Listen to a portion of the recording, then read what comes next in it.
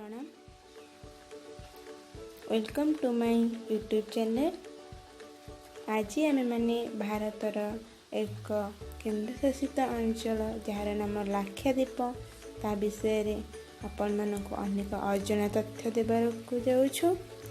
चलंतु आरंभ करिबा। Lakshadweep total 39टा island को नहीं गठित अछि।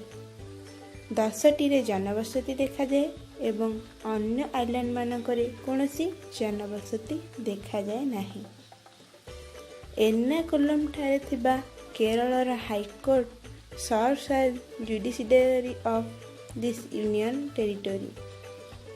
नड़िया हेउछि एठाकार एकमात्र इकोनॉमिक क्रॉप। एहा व्यतीत फिशिंग, बोट बिल्डिंग एवं टूरिज्म हेउछि मेन ड्राइवर्स ऑफ इकोनॉमी।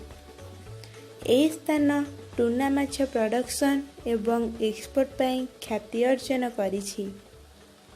एही स्थान रे सिलिका एवं कोराल हेउछंती ओनली मिनरल्स। ओसेनिक बार्ड्स माने लाक्षाद्वीपर अनहैबिटेड आइलैंड पीटी रे साधारणतः देखा जाती। सेमानक मध्यरे आनस टोलिडस एवं थाराथिसी बार्ड प्रमुख।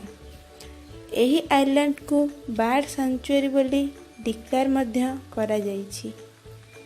लाक्षाद्वीप रे गोटिए मात्र एयरपोर्ट अछि जहाँकि अगति नामरे परिचित एवं अगति आइलैंड रे अवस्थित अछि।